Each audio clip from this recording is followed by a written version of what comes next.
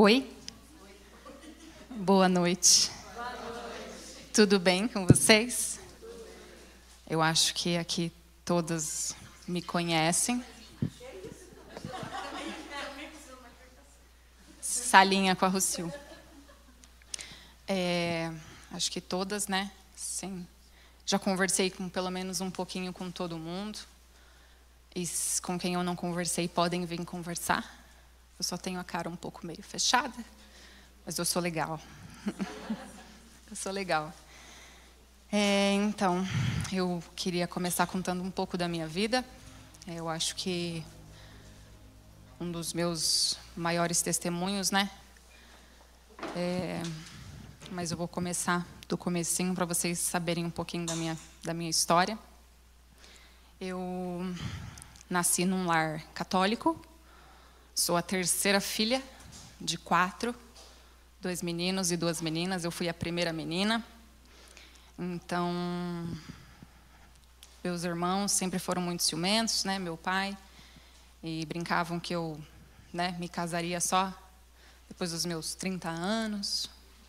E acabei quase que pegando para mim, né? Falava na minha infância que eu não queria me casar, que eu não queria ter filhos, porque eu pensava que quando eu engravidasse eu ia ter que fazer uma cesárea. Ia ter que me cortar, né? Enfim, uma criança. Na minha adolescência, eu e meus 2 irmãos, a única brincadeira que tinha em casa era o futebol.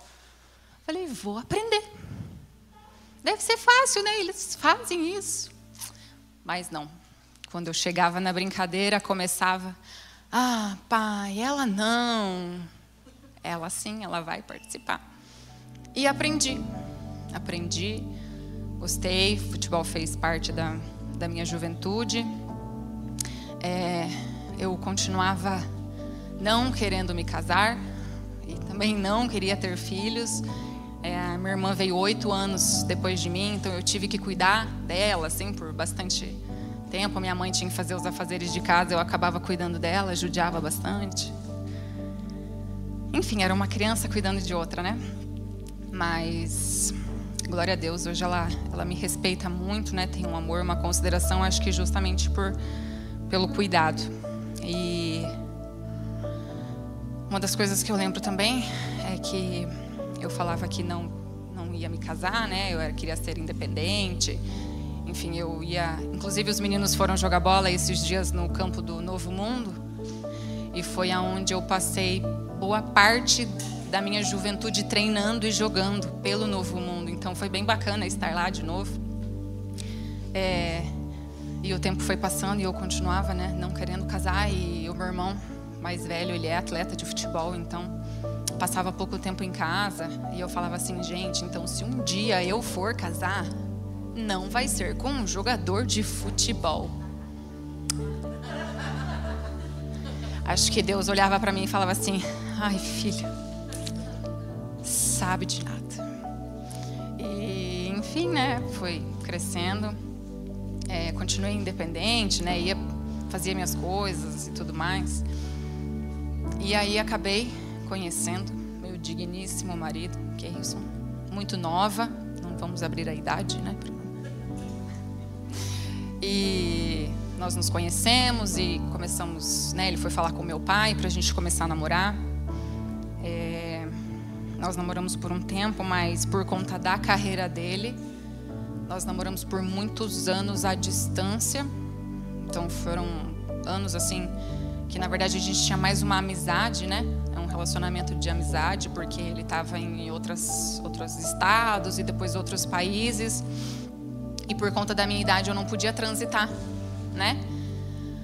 Algumas vezes eu fui para fora, fui visitá-lo, mas eu tinha que ir acompanhado de um adulto, e autorização de clube, autorização dos meus pais, autorização da pessoa que estava me acompanhando. Então, assim, era um trâmite bem grande. E às vezes para passar 3 dias, enfim. Mas ia, né? E depois o tempo foi passando. Quando eu fiz 18 anos, eu falei, uau, agora, né? Cresci, carteira de motorista. Eu lembro que eu fiz aniversário, fiz 18 anos num domingo, na segunda-feira eu estava na autoescola. porque eu queria aprender a dirigir, eu queria ter a minha autonomia, né? E nesse período o Keirson, né, lesionou e ele acabou voltando para Curitiba e aí aquele relacionamento começou a ficar mais próximo, né? Até por conta da logística de distância. Mas aí começam a vir os conflitos, porque são culturas diferentes e pensamentos diferentes e uma independência que você acaba não querendo misturar com a pessoa, né? Por mais que você goste, você não quer abrir mão. E a gente falou, ou vai ou não vai, o que a gente faz? E aí falamos, então vamos casar. Eu falei, então vamos casar. Bem assim. Vamos casar. Resolvemos. Isso no começo do ano. E aí vamos casar, mas assim, eu ainda, né? Vamos lá. Então, casar. Fizemos até um curso preparatório de noivos de uma igreja, mas foi assim, a gente preparou um casamento em 4 meses. A gente fez em casa. Ele estava lesionado, tanto que não pôde dançar, não podia muito subir escada, sabe como que é, não podia muita coisa com o joelho operado, né? Mas foi bênção, nós nos casamos. E nós nos casamos em novembro. E em fevereiro do ano seguinte eu estava grávida. E eu, uau! Para quem não queria casar e nem filhos, foi rápido, né? E eu lembro que eu aceitei Jesus nesse ano que nós nos casamos, né, em 2012. Então eu estava num processo, mas ainda assim muito imatura, né? E eu lembro que quando eu descobri a gestação, eu chorei. E ele falava, mas por que você está chorando? Eu falei, eu vou ter que fazer uma cesárea. Eu falei, você não está entendendo, eu vou me cortar. Se eu tomar anestesia e não voltar a andar, porque era o que minha mãe falava, né? Ai, porque se você tomar anestesia epidural, você pode não voltar a andar. Mas tudo bem. E aí começou, né? Um tratar, querendo ou não, né? As coisas mudaram. E eu falava assim, não, quando o bebê nascer, as coisas vão seguir do jeito que estão, né? Acabei de entrar na faculdade, não vai mudar nada. Eu, com 18 anos, achando que não mudaria nada, mas tudo bem. O Senhor estava ali para me mostrar, né? Em dezembro, o Henry Luca nasceu. Eu falei que enquanto eu estava na maca, né, no centro cirúrgico, eu falo que sai algo e entra um espírito materno, assim, uma coisa que a gente não sabe explicar. Eu acho que, né, a maioria aqui, se não todas, são mães, e eu não sei se para vocês foi assim, mas para mim, eu me senti mãe no centro cirúrgico. Durante a gestação, claro, eu tinha os cuidados, né, e tudo mais, mas ainda não vivia aquilo. Eu acho que, enfim, não sentia, ou por uma imaturidade, ou enfim. Mas quando ele nasceu, né, nasceu a mãe, nasceu uma criança, nasceu a mãe, né? Mas aí vieram os desafios, né?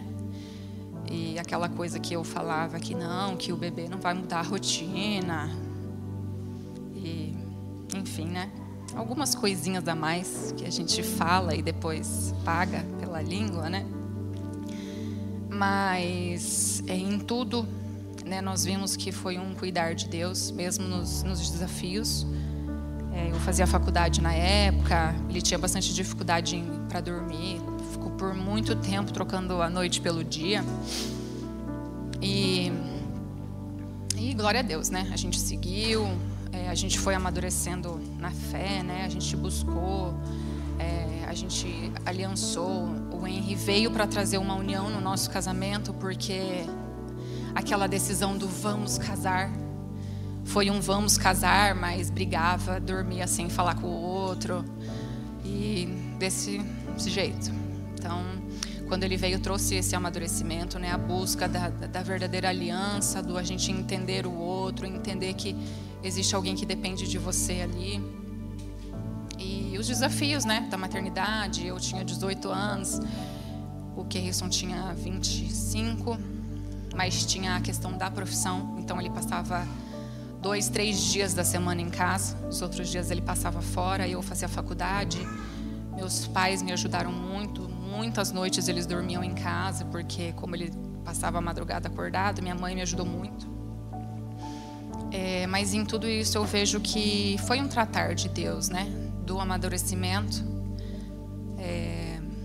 Nós fomos ficando mais firmes, né? Enfim, na igreja, no nosso relacionamento. No ano seguinte, 2014, 2015, eu me batizei. E a gente seguiu e tinha os nossos compromissos, né? Ele ainda com a carreira dele de atleta, eu estava tentando terminar minha faculdade entre trancos e barrancos por conta de não conseguir entregar muita coisa. O Henry ia para a faculdade comigo, ia ele, ia a babá, ia todo mundo. E eu, no fim das contas, consegui terminar a faculdade. No final desse ano de 2015, quando as coisas estavam bem, caminhando, né? O Henry pegou uma virose e nós levamos um pediatra e chegamos lá e ele falou: não, é uma virose nova, enfim, essa é uma cepa nova. E é isso, os sintomas de vômito, diarreia, febre por 5 dias. Passa um remédio e tudo mais, voltamos para casa. Era uns 2 dias antes do nosso aniversário de casamento. E aí não melhorava, assim, o quadro dele estava bem estável. No dia seguinte não melhorou. E aí nessa próxima noite, o Keirson ainda foi num culto de atletas. E ele encontrou um amigo lá e conversou. E o amigo falou assim: nossa, meu filho teve a mesma coisa. São 5 dias com esses sintomas. É o mesmo remédio. Você vai ver, vai passar. Aí tudo bem. No dia seguinte, ele acordou, não estava bem. Assim, um pouco de dificuldade de... Não queria andar, né? Estava bem amuado. E a gente começou a ficar bem preocupado. À noite nós demos banho e ele começou a ter um pouco de dificuldade para respirar. E eu falei: amor, vamos levar ele para o hospital, né? Porque a gente fica sem saber o que fazer, né? Então a gente procura uma ajuda de quem possa, né? Que entenda e possa nos ajudar. E aí levamos para o hospital, chegamos, eles examinaram e falaram: olha, mãe, ele está com uma dificuldade de respirar, a gente ainda não sabe o porquê. A gente vai avaliar, mas a gente vai ter que colocar ele no respirador. Aí você fica meio assim, né? Um respirador, uma UTI, né? Tudo bem. E aí o Keirson saiu dali, foi para fazer, né, dar a entrada na parte da UTI lá do hospital. E eu fiquei lá no quarto com ele, com as enfermeiras. E aí chegou uma médica que trabalhava uns mais de 20 anos ali. Ela era diretora da parte infantil, né, da UTI. E aí ela começou, né, a avaliar ele. Ela pegou uma maquininha que eu acho que ali media a questão do pH do sangue. E aí ela furou o dedinho dele e mediu numa maquininha. E aí deu um número lá, alto, eu não sei exatamente assim, né? E aí ela falou: eu acho que essa maquininha tá com defeito. Largou a maquininha, pegou outra, fez de novo e deu um número bem parecido dela. Não, isso não pode estar acontecendo. Aí eu... então, o que a gente faz, né? E aí ela continuou, eles medicaram, baixou a febre. E ela falou: não, a gente vai subir ele para a UTI, aí a gente vai conseguir avaliar melhor, né, o que está acontecendo. E aí quando ela terminou de falar isso, a gente acompanha aquele visorzinho lá, né, onde medem os batimentos. E o batimento da criança, ele é mais alto que o nosso, né? Então tava lá em 120 alguma coisa. E aí, quando eu olhei de novo, tava em 90.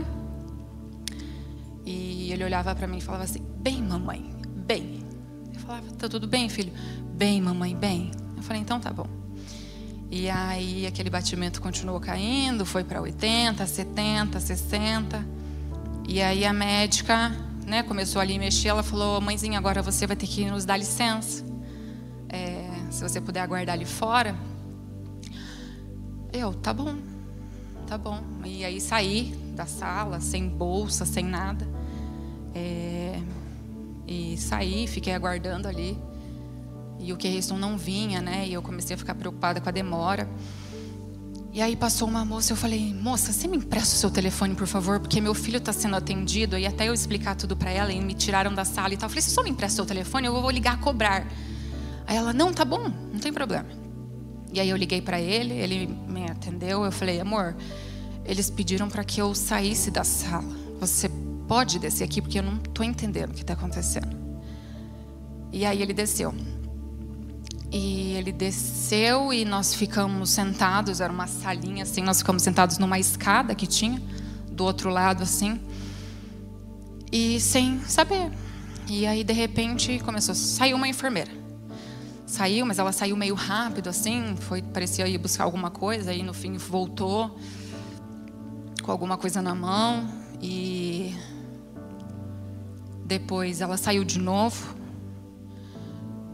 e buscou outra coisa que eu não faço ideia, né, do que era. E voltou. E aí ela saiu por uma terceira vez. Aí a gente tentou interromper, ela não permitiu, acho que por pressa, né? E quando ela voltou, ela estava com um desfibrilador na mão. E aí a gente entendeu, mas ainda não muito, mas a gravidade da situação. E aí ali eles entraram e ficaram mais um tempo ali. E a gente ligando para o pediatra e ligando para os meus pais e falando: olha, a gente está aqui, a gente não sabe o que está acontecendo, a gente não sabe se a gente permite que eles fiquem com ele lá dentro e o que a gente faz. E o pediatra nos orientou e falou: olha, se eles estão atendendo e pediram para vocês saírem, não tem muito o que fazer, né? Eles aí são, querendo ou não, a autoridade. Então... E nós ficamos ali aguardando. De repente a médica saiu da sala. Saiu, e nisso nós levantamos e fomos em direção dela. Ela nos falou: venham aqui na sala ao lado.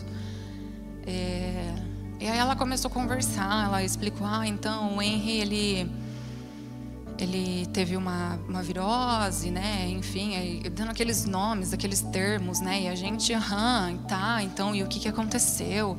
E aí ela foi explicando, e aí a virose, de alguma maneira, conseguiu entrar na corrente sanguínea, e aí foram afetando os órgãos, e em termos assim difíceis. E aí no fim ela falou assim: e aí quando entrou começou a afetar os órgãos dele, ele foi tendo falência de órgãos e ele não resistiu. E aí você fica: como? Não entendi. Né? Aquilo passando na sua cabeça, mas naquele momento você não consegue soltar uma palavra. Mas eu lembro que tava uma chuva absurda, assim, aquele barulho de chuva batendo no telhado. E é engraçado como algumas determinadas coisas te chamam a atenção nesse momento. E o Keirson olhou para mim, a gente estava sentado um do lado do outro, eles tinham esvaziado a ala, né, onde estavam fazendo o atendimento dele. E ele olhou para mim e ele falou assim: você sabe que o Senhor tem um propósito para as nossas vidas, né? E eu falei: eu sei. Eu falei: eu não entendo, mas eu sei, eu creio. E enfim, né, vem o processo. Meu pai assumiu a frente de tudo isso, né? A parte de, enfim, logística, né? Cemitério, funerária. E isso era de 10 para 11, né, o dia. Aí nós ficamos ali, né, ainda naquele momento no hospital. Minha família chegando, né, os irmãos do Keirson que moravam aqui também, o irmão dele, né, chegando, e você ainda tentando assimilar, se é que dá para chamar de assimilar, né? Mas eu lembro daí do meu pai me perguntando, né, perguntando para mim, para o Keirson, falando: o que vocês querem, né, que eu faça? Eu falo: pai, o que der para fazer, o melhor que der para fazer, né? O que nos couber, mas o melhor que der para fazer. Naquele momento eu falei: eu vou falar o quê, né? E ele: não, tá bom, deixa que eu resolvo. E aí ele saiu. E nós fomos para casa, né? Não tinha o que fazer até eles liberarem e tudo mais, e mandar para a funerária, enfim, processo. Eu brinco que foi uma das maquiagens mais caras que eu paguei na vida, porque nesse processo eles não têm compaixão, né, do seu momento. E aí, um tempo depois, a gente mexendo na documentação, eu olhei um papel pago do dia tal, e eu falei: gente, eu paguei pela maquiagem de uma pessoa que não tinha o que fazer, né? Eu falei assim, as pessoas perderam, óbvio. Enfim, fomos para casa e o dia foi amanhecendo. Meu pai chegou lá, minha mãe já estava lá, estava toda a minha família lá, né? A gente esperando dar o horário. E aí eu cheguei para o meu pai e eu falei: eu tenho certeza que não é um bom momento, mas eu queria te dar os parabéns.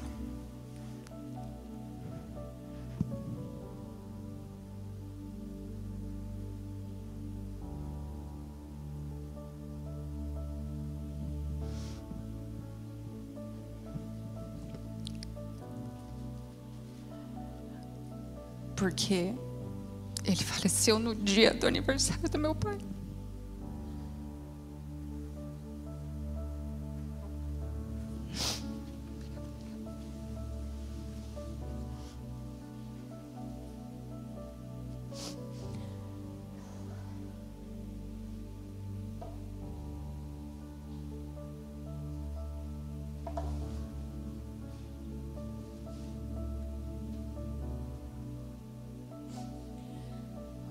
Ai, gente, desculpa. Mas aí, né, começou fomos, né, enfim, pro velório. E por incrível que pareça, eu posso falar para vocês que a gente sentiu uma paz que até hoje eu não consigo explicar o que foi. A gente se sentiu amado, abraçado, cuidado por Deus de uma forma naquele dia que muitas pessoas chegavam para nós e nós tivemos que consolar essas pessoas. Então foi um dia atípico, né? Mas nós consolamos muitas pessoas que deveriam estar nos consolando. E desde aí a gente viu o cuidado de Deus e a gente entendeu que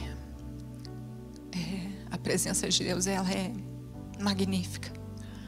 Eu falo, a gente experimentou de várias formas, né?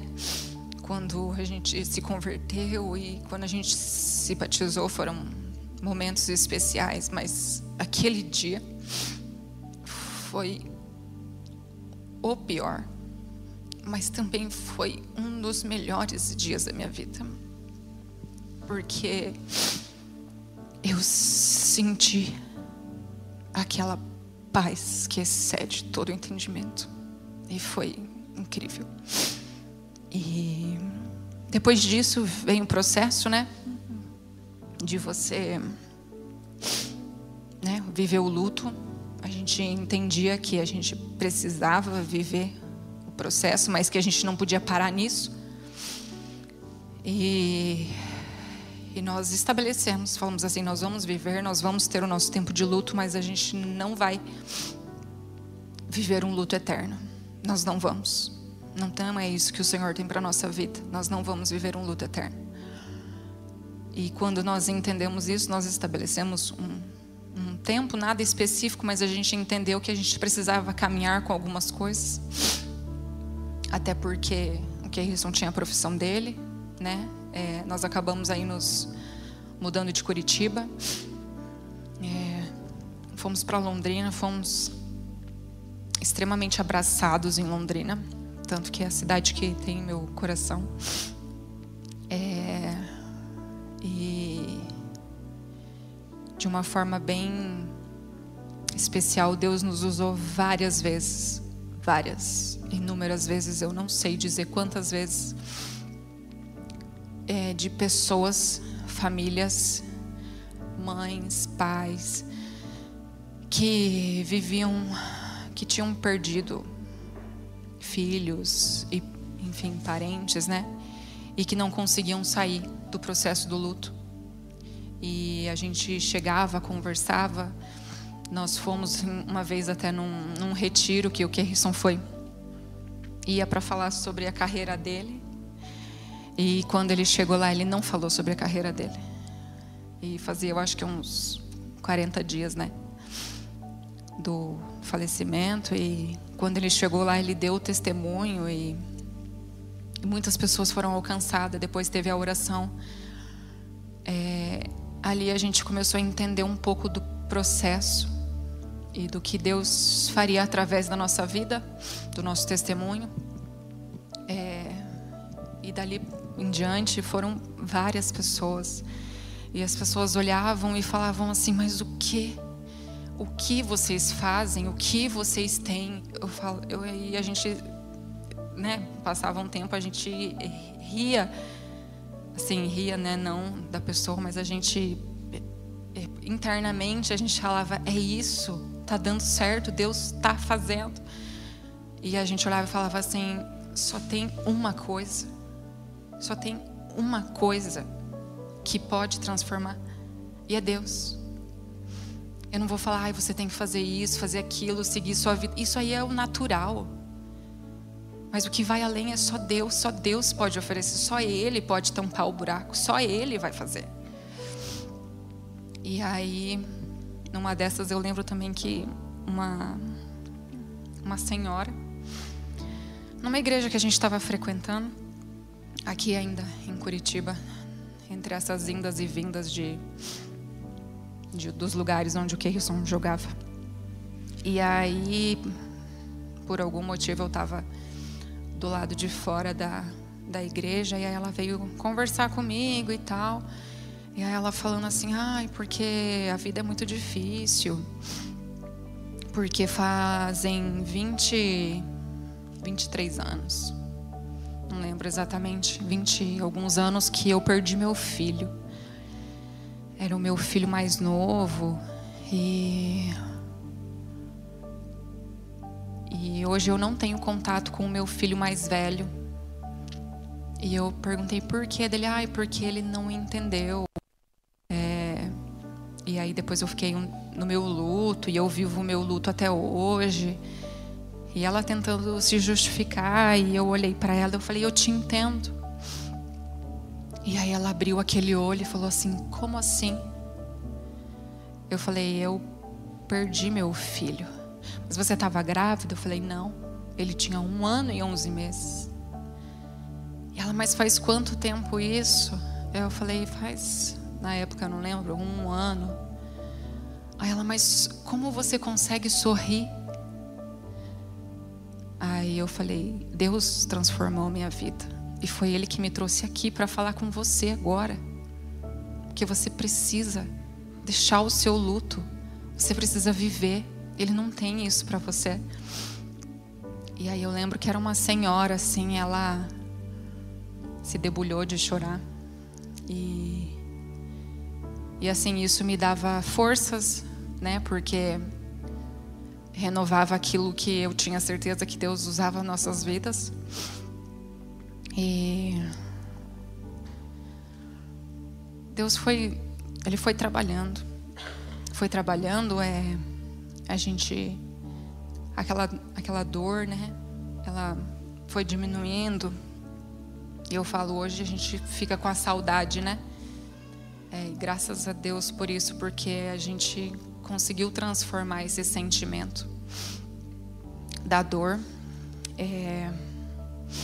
E aí nesse processo a gente foi, as coisas vão encaminhando, né? Depois disso nós ficamos um tempo em Londrina. E depois nós ficamos mais um tempo na Europa. Nós ficamos 6 meses fora. Sem família, né? Era uma outra situação. E aí Deus foi trabalhando no nosso coração. Porque quando o Henry faleceu, eu falava que eu não queria mais. Eu não queria correr o risco de passar por tudo aquilo de novo.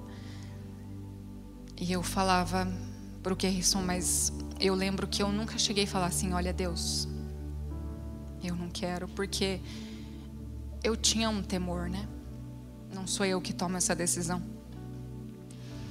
Mas quando a gente estava na Europa, a gente entendeu que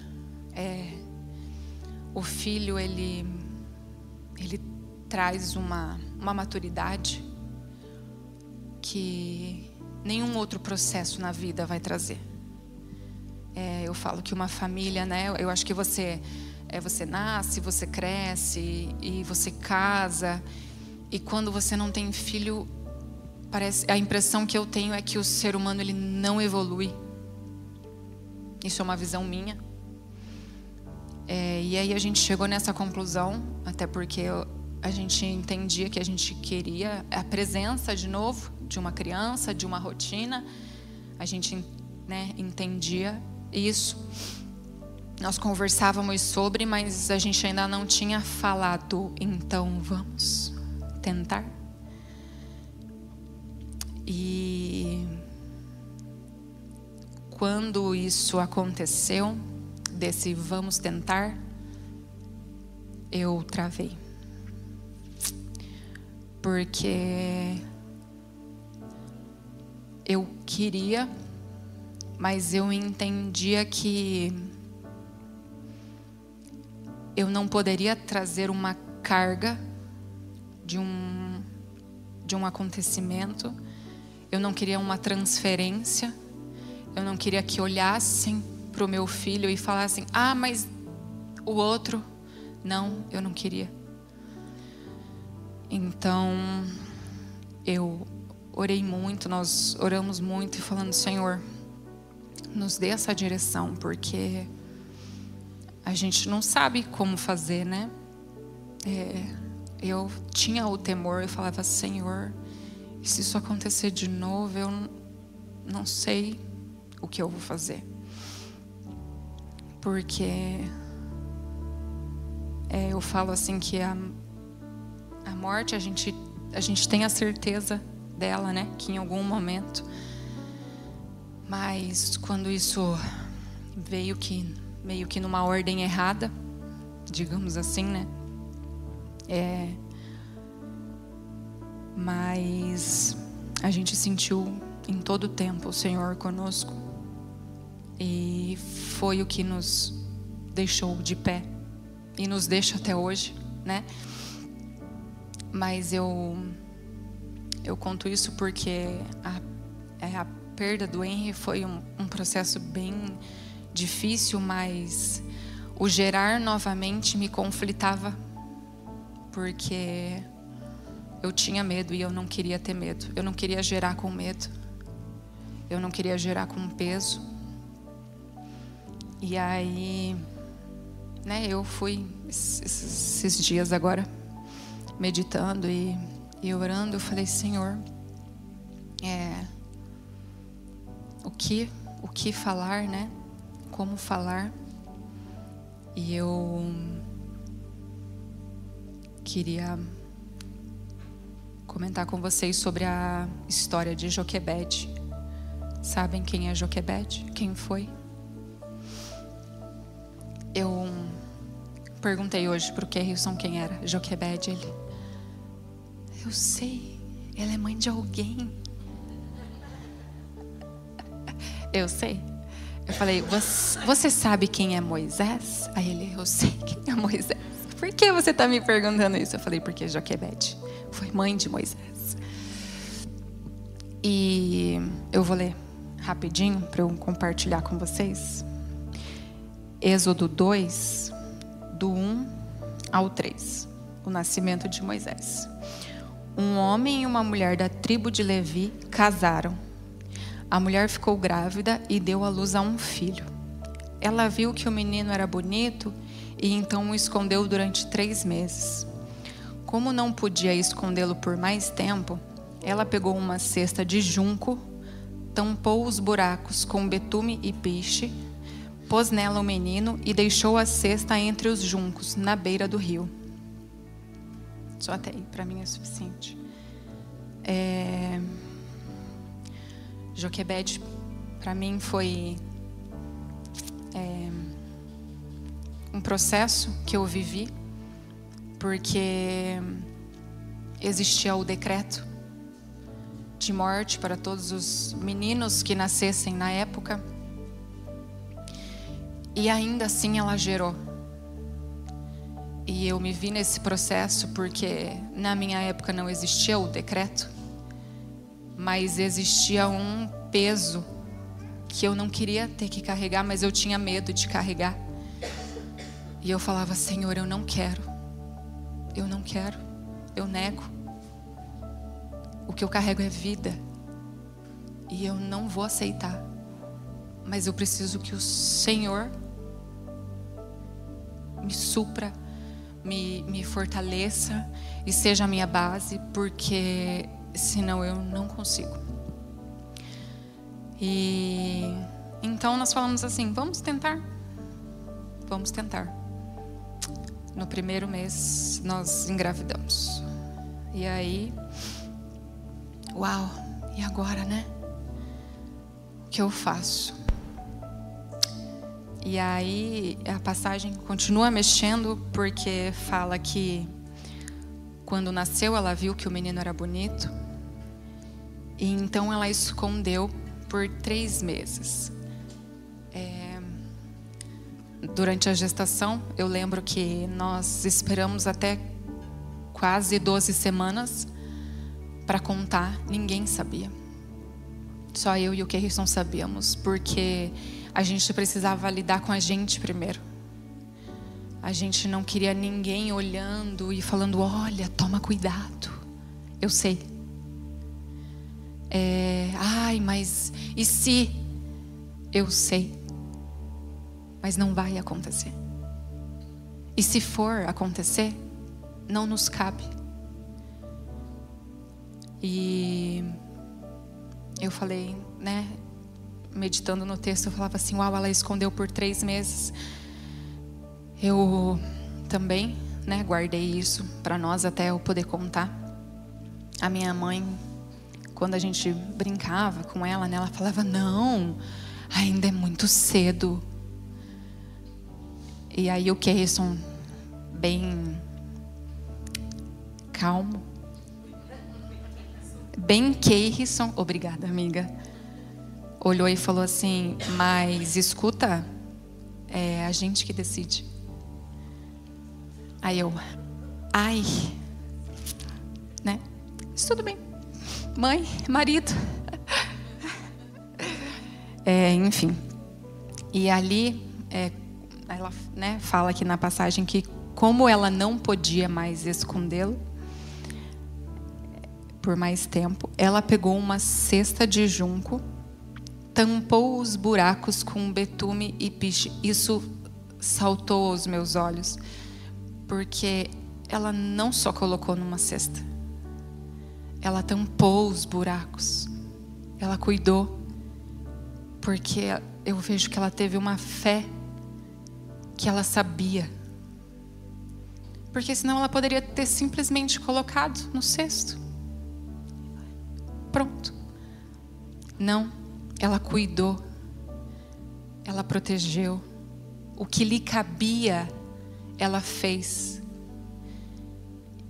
E aí, quando não cabia mais, ela colocou e entregou para o Senhor. E eu, né, em partes assim nesse processo, eu fiz o que me cabia. Eu cuidei, eu fiz todo um cuidado com vitaminas e os exames e cuidado na alimentação. Eu fiz o que me cabia. Mas aí chega um momento que você entrega, né? E é difícil. Foi bem difícil. Então foi uma gestação onde era uma luta diária contra a minha mente, porque eu acordava e meu Deus, eu tô grávida. E se acontecer? Eu falava, não vai acontecer. Eu falava, Senhor, tira da minha mente, trata a minha mente, trata o meu coração. Eu não aceito isso. E o Senhor foi tratando e depois desse tempo veio Joaquim. Joaquim, que quer dizer Deus estabeleceu um novo tempo. Ele veio e renovou, né, nossas forças, nossa energia, nossas noites. Mas é algo grandioso, porque o gerar, né, é impressionante. E como da primeira vez eu não havia sentido a do Joaquim, quando eu descobri a gestação, eu era mãe. E foi uma experiência diferente.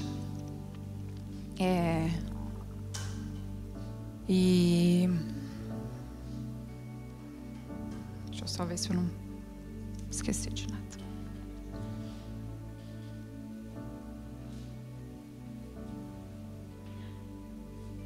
Isso. E na continuação do texto ali, né, fala que, enfim, a irmã acompanhou o cesto e a princesa lá encontrou. E eu falo que Deus, ele é tão magnífico que ela amamentou Moisés. A própria mãe amamentou. Deus foi aquilo que nem olhos viram, nem ouvidos ouviram. Deus faz. Ele faz. E Ele fez na minha vida. Fez na nossa vida, né? Como família. Mas eu entendia que não ia parar ali. No sentido de, tudo bem, eu gerei e uma criança, mas e depois? E quando ele crescer? Porque eu não quero que não só não aconteça nada de ruim, mas que ele seja referência. E tudo bem se lá na frente ninguém souber quem é Evelyn. Quem é Evelyn? Eu não sei. Quem é Joaquim? Joaquim influenciou algumas pessoas, salvou outras. Tudo bem, eu aceito ser a mãe do Joaquim, a mãe do Emanuel. E eu declaro sobre a vida deles que eles influenciarão a geração deles. Eles vão influenciar, eles vão fazer diferença. Mas eu entendi também que isso muito depende de nós. Porque ela não só amamentou, mas ela ensinou ele até que ele alcançasse uma idade e fosse morar na casa, né? Lá do palácio, exato. Ela o ensinou, ela semeou na vida dele, na infância dele. E quando ele foi para lá, ele não esqueceu quem ele era. E Deus também não esquece de quem Ele é. Ele não esquece quem você é, o que você faz. Ele sabe. E hoje, né, eu tenho que tomar um cuidado, porque quando as crianças ficam com febre, Ou, enfim, eu preciso parar e voltar e falar: Senhor, está nas tuas mãos, Pai. Porque até os 3 meses o que me cabe eu vou fazer. Mas dali em diante não posso mais.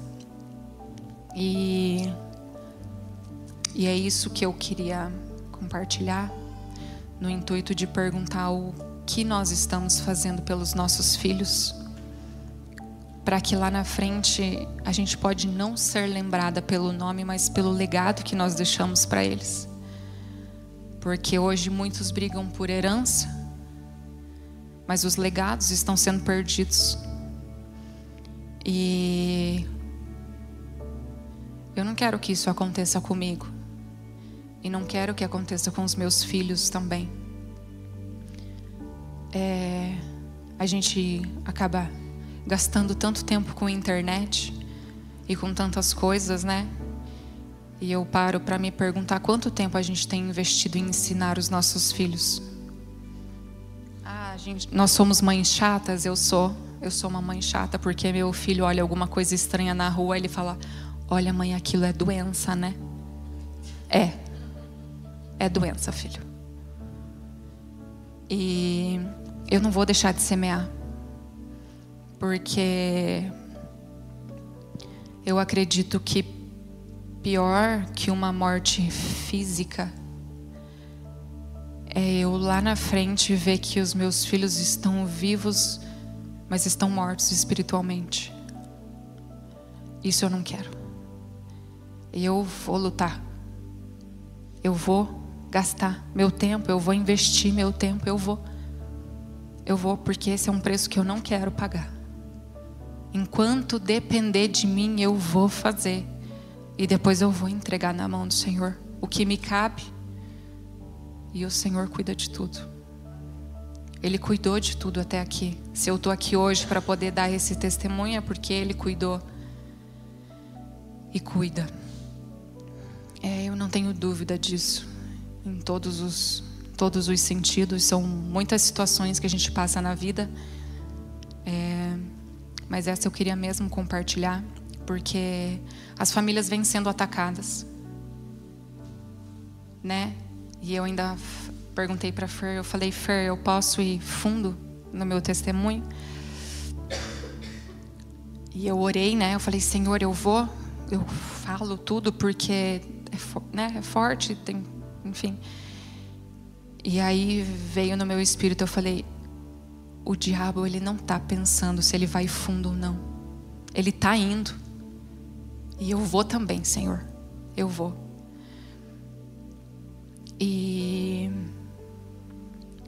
eu queria expressar isso, né? Que a gente tenha mais tempo com os nossos filhos, paciência, por mais difícil que seja às vezes, né? Mas que a gente pare para pensar lá na frente. Hoje eu vejo o Emanuel, vai fazer 2 anos ainda. Eu lembro ontem ele tinha 10 dias em casa. Eu lembro ontem o Joaquim tinha 10 dias em casa. E mês passado ele fez 7 anos. Eu falei: Senhor, daqui 10 anos ele é um adulto. Que responsabilidade a minha, eu tenho mais 10 anos para poder ensiná-lo. E que eu faça bem a minha parte. E que o Senhor nos dê forças para isso, porque nessa situação que a gente vem vendo hoje, né? De uma maternidade que as pessoas inventam. Eu fui procurar, né, sobre a maternidade, e fala que a mulher tem uma maternidade inata. Nós nascemos para maternar. Não é uma característica que pode ser adquirida por experiência. Nós nascemos com isso. E o Senhor quer nos usar para isso. E hoje nós vemos mulheres que não querem, que querem uma carreira. E para o inimigo tem sido ótimo, porque se a mulher não quer, da onde virão os filhos? Bebê reborn? não é? Então, que a gente seja insistente, que nós persistamos, né, na nossa maternidade, na nossa criação, porque aí afora é complicado, né? Eu vejo como Moisés, ele estava num ambiente onde era muito fácil para ele só seguir com aquilo, né? Mas não, ele tinha o que foi semeado nele na infância. E que os nossos filhos lá na frente tenham essa semente. E que eles andem no caminho que nós andamos. E não em um caminho. Ou em qualquer caminho. Não, nós temos que ensinar as nossas crianças no caminho. No caminho do Senhor. Ele nos fortalece, só Ele. E eu acho que é isso, gente. Amiga, ô Sil, você ora? Amém, gente? Obrigada. Fica aqui um pouquinho. Quem não foi ministrado nessa noite, né? Muito profundo. E que nós estejamos sempre com o nosso coração aberto, sensível para receber a ministração do Pai nos nossos corações, e de uma responsabilidade grande que Deus nos entrega como mães, né? E que possamos a cada dia receber a força que vem de Deus, né? E isso que a Eve falou é uma das preocupações nossas aqui da liderança da Yarne, com o futuro das crianças. E nós estamos investindo no futuro das crianças aqui na Yarne, né? Ensinando o caminho. Os pais ensinam em casa, mas nós aqui reforçando, ensinando o caminho que elas devem andar. E profetizando também sobre elas, sobre cada uma delas. Nós profetizamos que daqui sairão pastores, profetas, missionários. Todas as crianças a gente profetiza, né? A gente estamos para, em breve, não sei se breve quando, nós vamos ter uma escola de libertação e cura interior de crianças, para que um futuro, quando elas forem jovens, elas não precisem passar por um Silce, né? Mas que já sejam tratados desde criança as suas almas. Isso é maravilhoso.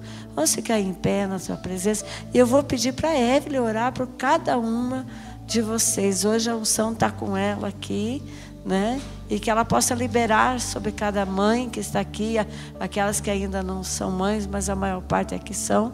Liberar essa unção, essa força que Deus deu para eles, né? Vencerem, e que cada uma possa receber essa força hoje de vencer a cada dia, né? Na luta que é no criar os filhos, e esteja com o coração sempre abertos, né? Para cumprir com o propósito de Deus. Amém? Amém. Senhor, hoje, Pai, obrigado por essa oportunidade, Senhor, porque na nossa dor, Pai, o Senhor nos fortaleceu e o Senhor usou as nossas vidas para alcançar tantas outras, Senhor. E hoje aqui, Pai, eu quero orar e pedir pela vida de cada mulher, Pai, que está aqui, cada mulher que representa a sua família, Pai, que representa os seus filhos, Pai, que representam a próxima geração, Senhor.